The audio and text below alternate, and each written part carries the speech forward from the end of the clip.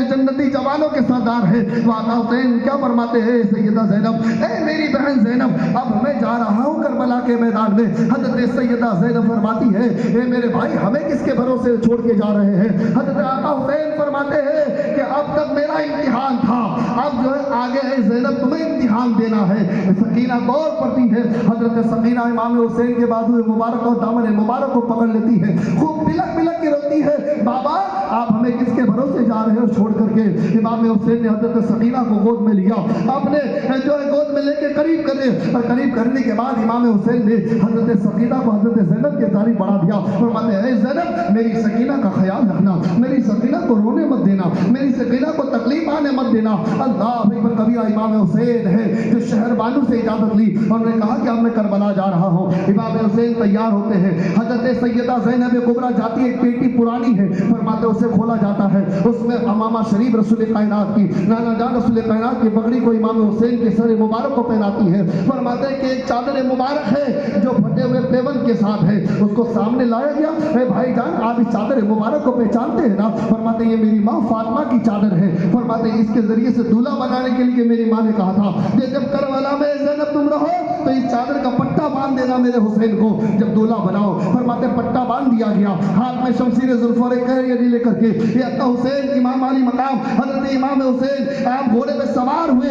اور سوار ہو کر کے آپ جنگ میں جب نکلتے ہیں تو تمام کربلا کی زمین دہلنے لگتی ہے، ہر طرف سے گویا یہ کہ کانپنے کی سنسناہٹ سنائی دیتی ہے، تو شاعر کہتا ہے کس رنگ کی آمد ہے کہ رنگ کانپ رہا ہے، کس شیر کی آمد ہے کہ رنگ کانپ رہا ہے، رنگ ایک طرف کر کے کوہن کانپ رہا ہے، ہر طرف کی آواز آ رہی تھی حسین آ چکے ہیں، حسین آ چکے ہیں، علی کے شیر آ چکے ہیں۔ اللہ اکبر کبیرہ آقا حسین نے کہا اب آؤ ہم سے لڑنے کے لیے۔ یزیدیوں نے سمجھا تھا یہ کمزور ہو گئے ہوں گے، یزیدیوں نے سمجھا 3 دن کے بھوکے پیاسے تو کمزور ہو چکے ہوں گے، اب تلوار شمشیر ذوالفقار لے کے جب لہرانا دیکھا گیا، یزیدیوں میں کسی میں مجال نہ تھی کہ آقا حسین کا قابلہ کر سکے۔ اللہ اکبر کبیرہ ہر ایک انسان یزیدی پیچھے ہوتے نظر آ رہے تھے۔ آقا حسین نے کہا میرے مقابلے میں آنے کے لیے کوئی تیار نہیں، ابھی بچے اور جوان آئے تھے تو مقابلہ کر رہے تھے، آؤ اگر تم میں طاقت ہے تو میرا مقابلہ کرو، لیکن کسی میں طاقت نہ تھی کہ آقا حسین کا سامنا کرے۔ آقا حسین نے اپنی تلوار شمشیر ذوالفقار لے کر کے آگے بڑھتے ہیں،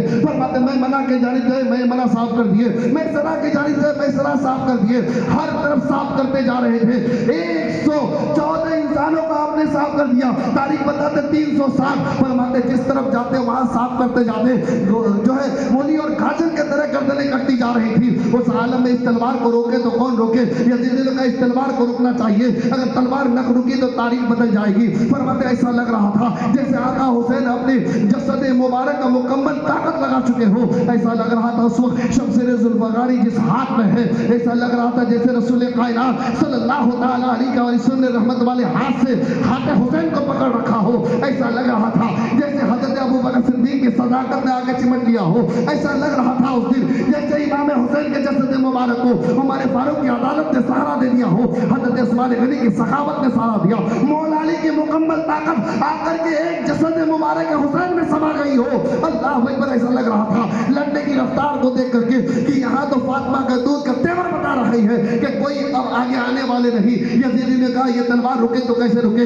یہ وہی وہ تلوار ہے، فرماتے جسے روکنے کے لیے 3 دن تک بھوکا پیاسا رکھا گیا، بھوک و پیاس نہ روک سکی، وہ تلوار رکے تو کیسے رکے، اب روکنا بھی ضروری ہے۔ یزیدی نے کہا اگر نہ رکے تو تاریخ بدل جائے گی، ارشاد فرماتے تلوار کو روکی جائے، کسی میں طاقت نہ تھی، کسی ماں کے لال میں طاقت نہ تھی کہ آقا حسین کے تلوار کو روک سکے۔ سنان نے پیچھے سے حملہ کیا جسد مبارک حسین مبارک کو، فرماتے پیچھے سے اور آگے سے جو سینے مبارک کو، امام حسین بے ہوشی کے عالم میں ہوئے، ارشاد فرماتے آذان کی آواز آئی، پھر آقا حسین کے تلوار وہاں پہ رک جاتی ہے، اور رکنے کے بعد جب سنان کے تلوار نے بڑی تکلیف دی سینے مبارک میں، تو امام حسین گھوڑے سے اپنی سواری سے آپ کے جسد مبارک کش کھا کے زمین دوش ہو جاتے ہیں۔ فرماتے جب زمین میں آئے تو آپ سجدے میں گئے، اللہ تم مجھ سے راضی تو ہے نا، اے اللہ تم مجھ سے راضی تو ہے نا۔ خلیل بن یزید نے کہا شمر کی جوشن اگر یہ حسین اگر یہ علی کے لال واپس اڑ گئے نا تو پھر بھی یزیدیوں کا یہ خطرہ ہے، اس لیے اٹھنے مت دو، اٹھنے مت دو۔ شمر کی جوشن نے اپنے تلوار کو چمکایا اور چمکانے بعد آقا حسین کی گردن गर्दन मुबारक में ये वही गर्दन मुबारक है जिसे मेरे आका जो चूमा करते थे फरमाते उसी में तलवार लगी, लगला था सरे मुबारक तन से जुदा हो गया। अब तक हर तरफ से आवाज आ रही थी हुसैन जिंदा है, हुसैन जिंदा है, हुसैन जिंदा है। अब तमाम चीज खामोश हो गई थी। अब हुसैन को कहे तो क्या कहे, हुसैन को कहे तो क्या कहे, क्योंकि हुसैन का सर जसद मुबारक से जुदा हो चुका है। तो कुरान ने कहा बल अहयाउ वलाकिन ला तशऊरून, बल्कि वो कल भी जिंदा थे, आज भी जिंदा है, हमेशा जिंदा रहेंगे। इन्ना लिल्लाहि व इन्ना इलैहि राजिऊन। लेकिन आका हुसैन कल भी जिंदा थे, आज भी जिंदा है और हमेशा जिंदा रहेंगे। मोमिनों के दिलों में जिंदा है आका हुसैन। तभी का कत्ल हुसैन असल में मर्ग यजीद है। इस्लाम जिंदा होता है हर करबला के बाद।